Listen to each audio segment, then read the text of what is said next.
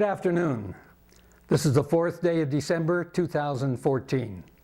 I'm Dr. Jack Herlin, a volunteer and docent at the Palm Springs Air Museum in Southern California. Part of our mission is to record and preserve the history of our country's military conflicts, especially World War II. As part of the Veterans History Project of the Library of Congress in Washington, D.C., we conduct interviews of veterans and civilians who participated in these conflicts.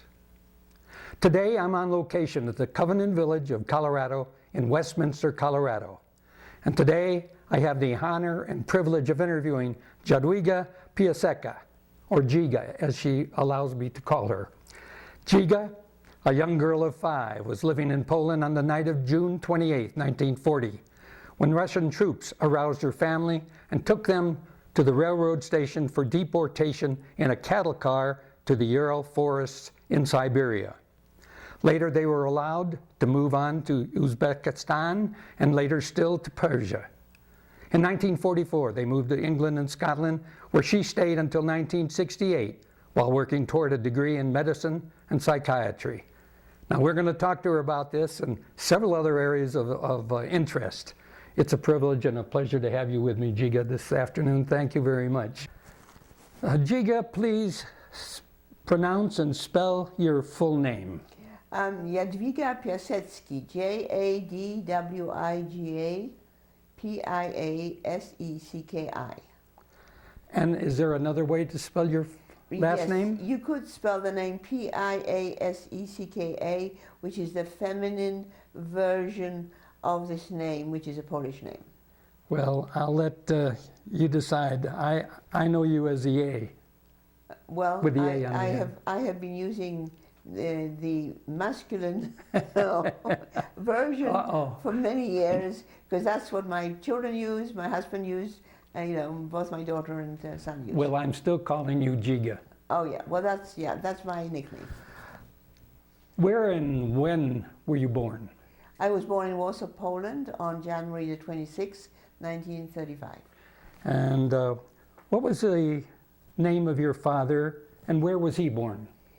My father's name was Zygmunt Krzysztoporski, and where was he born, for heaven's sake? Somewhere in western Poland, and I could look it up. It's probably down there. No, I'm not real sure of the exact place at the moment. I didn't look it up. And what was your mother's name and where was she born? My mother's name was Maria Staniecka, and I think she was probably born in a place called Waszczyn. It's near Rawicz in western Poland, probably. Yeah. Do you happen to know where and when they met? They married. Wait a minute. I was born in 35. My daughter was born in my oldest was born in 33. I think they probably met and married somewhere in the early 30s, 1932, 31. Where they met, I don't know. You don't know that story? They didn't tell you, huh? No, I didn't ask them for some reason. Some other stories. Tell me about your grandparents. Do you know anything about them? Well, my father's grandparents died in 1930, in the middle 1930s. He died, and she died at his funeral. Where were they? Oh my. Yeah. Where were they from originally? Now, my father's side of the family, initially, they were, like in the 19th century, they were living in what's called Małopolska. It's kind of in eastern Poland, there was an uprising towards the, the latter end of the 19th century, and one of my father's great grandfather, he took part in it, and he was worried about being transported to Siberia because that part of Poland was under Russian occupation. So he went off to France, and his brother went off to Western Poland at the time. Well, then his brother's children died, and he was always sending money to the one in France, and finally persuaded him to come back. and so they settled in Western Poland. This is my father's great-grandfather, great-great-grandfather. And then the family kind of got into, you know, into living in Western Poland, around Poznań, which would be a, or it was Poznań when it was German occupied Poland at that time. Okay. What about your mother's family? They always lived in Western Poland, as I know.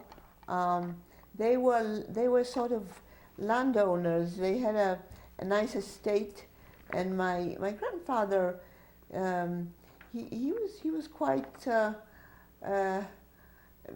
something. He had something to do with milk and, I don't know, with pasteurization or whatever. I know he was a good agriculturist, but you know, in Poland at that time, you didn't own the village and the peasants, but they were sort of beholden to you. So you know, my grandparents were, as it were, the landowners, the landlords.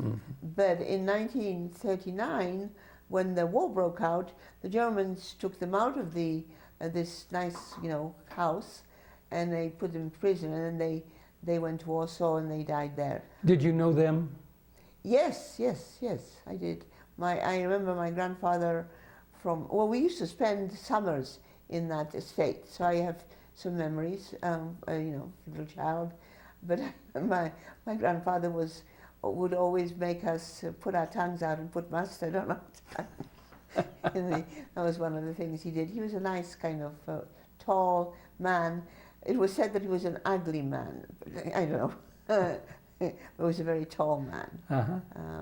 So, and there were several branches. There was another branch of that family, you know, of his family, which was in not too far away from. And that family, they were first cousins of my mother's. Where did they live, by the way? Who? This other branch? No, your mother's. Your grandmother's side. In this place called Waszczyn, Waszczyn, which was close to a small town called Rawicz, Rawicz. I went there actually last year. Last year? Yes. Oh, you did?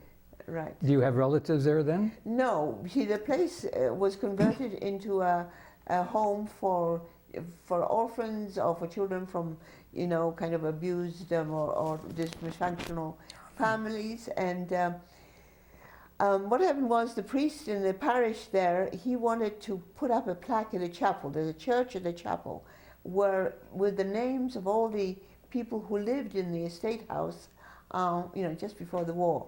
And so I have a first cousin in Warsaw, and she and the priest kind of arranged all that. And so there was a big kind of reunion of closer and further family members over there to uncover this